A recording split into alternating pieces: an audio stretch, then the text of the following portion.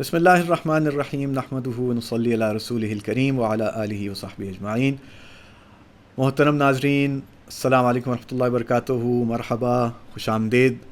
اور پچھلے ہفتے ہم نے آپ سے بات کی تھی پچھلے ویڈیو میں کہ فالس انفارمیشن، جھوٹی خبریں، فیک نیوز، یہ کتنا زیادہ بڑھتا چلا جا رہا ہے، اور میس میڈیا، سوشل میڈیا کی وجہ سے یہ کتنا آؤٹ آف کنٹرول ہے، اور کتنے اس کے مضر نتائج ہوتے ہیں، کتنے نقصانات ہوتے ہیں، اور کیسے لوگوں کی زندگیاں بھی برباد ہوتی ہیں، نفرتیں پیدا ہوتی ہیں وغیرہ۔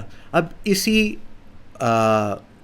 اسی ناسور کا ایک بہت ہی اور ظالمانہ اور یعنی خطرناک ایک پہلو ہے، ایک اس کی شاخ ہے جو ڈیپ فیک کے نام سے معلوم ہوتی ہے۔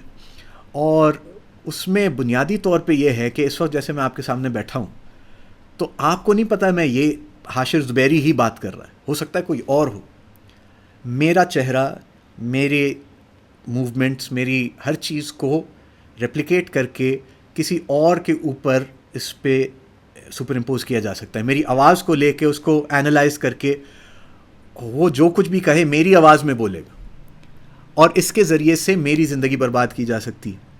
کہ یا تو جو لوگ میری بات کو مانتے ہیں، سنتے ہیں، وہ سمجھیں گے کہ یہ جو بات کہہ رہا ہے بالکل ٹھیک کہہ رہا ہے، اور اس کی وجہ سے غلط راستے پہ چل پڑیں گے، اور میری زبان کے ذریعے سے ہر قسم کی بکواس، ہر قسم کی ضلالت اور گمراہی پھیلائی جا سکتی ہے۔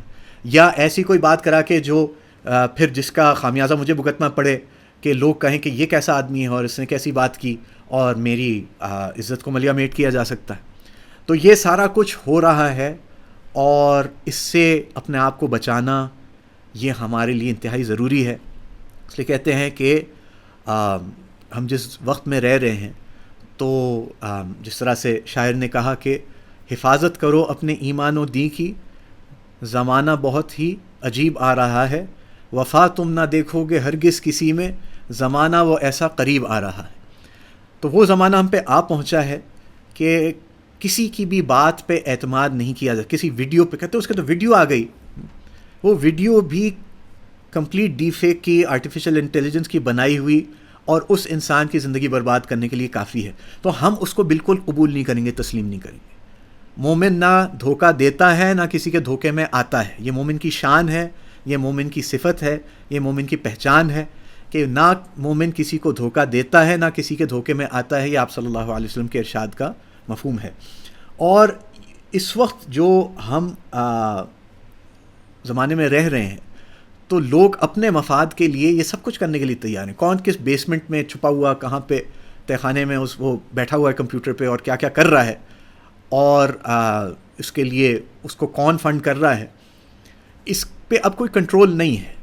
تو اس لیے زیادہ سے زیادہ ہمیں واپس حضور صلی اللہ علیہ وسلم والی مبارک زندگی کی طرف آنا ہے، اور جو آپ صلی اللہ علیہ وسلم نے ہمیں سکھلایا ہے اور بتلایا ہے کہ فتنہ مسیح الدجال قریب آتا چلا جا رہا ہے۔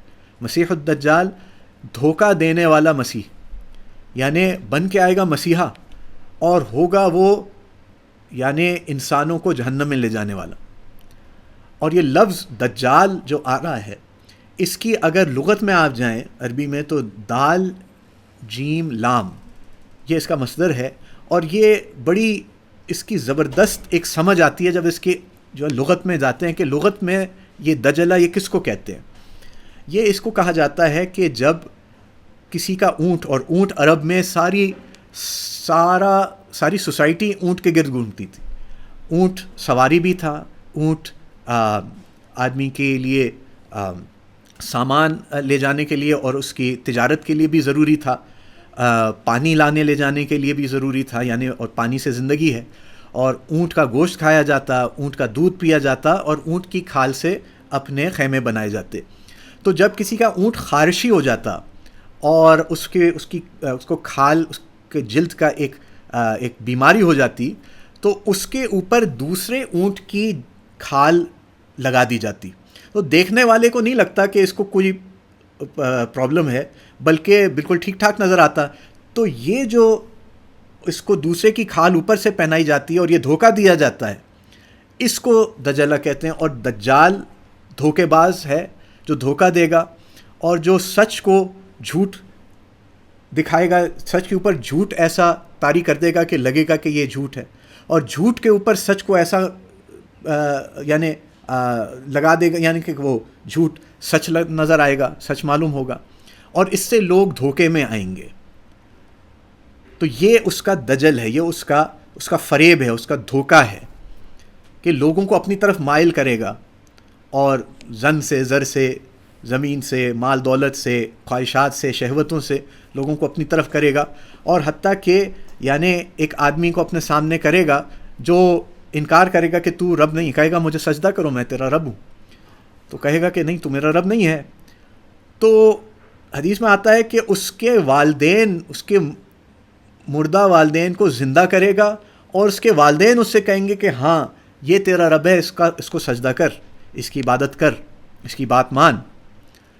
تو اب سوچیں آپ کہ یہ جو دھوکہ چل رہا ہے ڈیپ فیک کا اور اے آئی کا، آرٹیفیشل انٹیلیجنس کا، کہ آج کسی کو بھی ہولوگرافک اس کا ڈیپ فیک کر کے، اور آرٹیفیشل انٹیلیجنس کوئی آواز پیچھے سے نکال رہا ہے، اس کی آواز میں اس سے بات کروانا، تو اس کے والدین کو اس طرح سے، یعنی اللہ اس کے رسول صلی اللہ علیہ وسلم اس کی حقیقت بہتر جانتے ہیں کہ حقیقت میں وہ کیا ہوگا، لیکن یہ وقت ہمارے اوپر آ چکا ہے کہ کسی کے ہولوگرافک امیج، اور جس طرح سے ٹیکنالوجی بڑھے گی وہ اور زیادہ ریئلسٹک اور زیادہ یعنی اصل معلوم ہوگا، اور کوئی بتا نہیں پائے گا کہ میرے سامنے کوئی اصل انسان کھڑا بات کر رہا ہے یا یہ کوئی ہولوگرام ہے.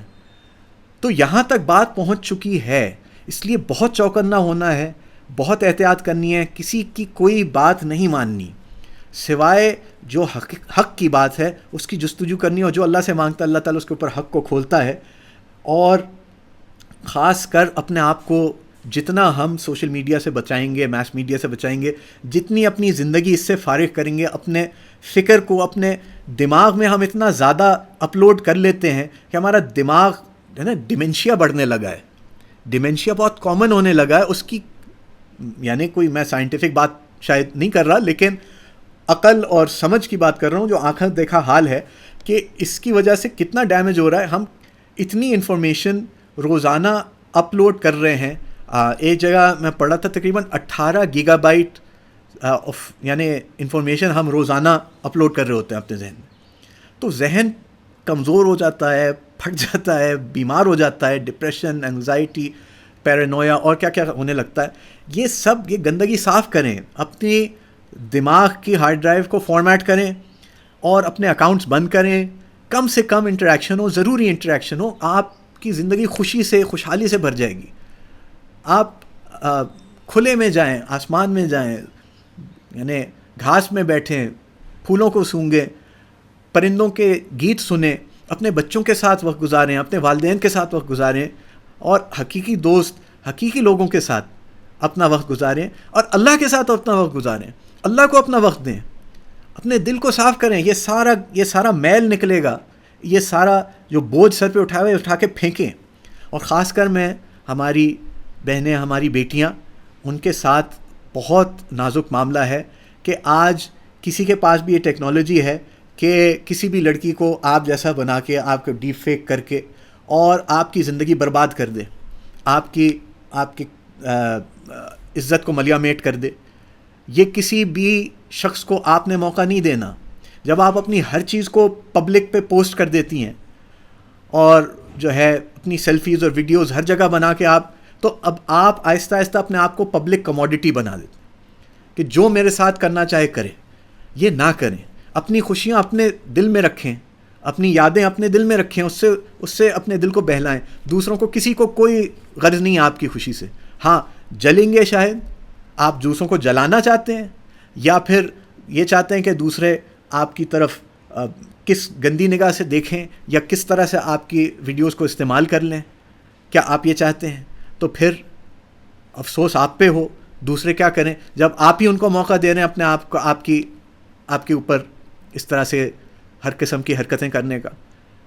تو خدا را اپنا بھی ایمان بچائیں اور اپنا بھی دین بچائیں، اللہ کی طرف پلٹیں، اور ان چیزوں سے اپنے آپ کو فارغ کریں. ان کے اکاؤنٹس کو بند کریں، نہیں پوسٹ کریں.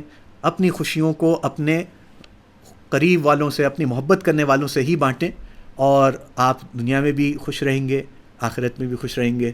اللہ تعالیٰ آپ کو ہمیشہ خوش رکھے، اور چینل کو سبسکرائب کرنا نہ بھولیے گا۔ السلام علیکم ورحمۃ اللہ۔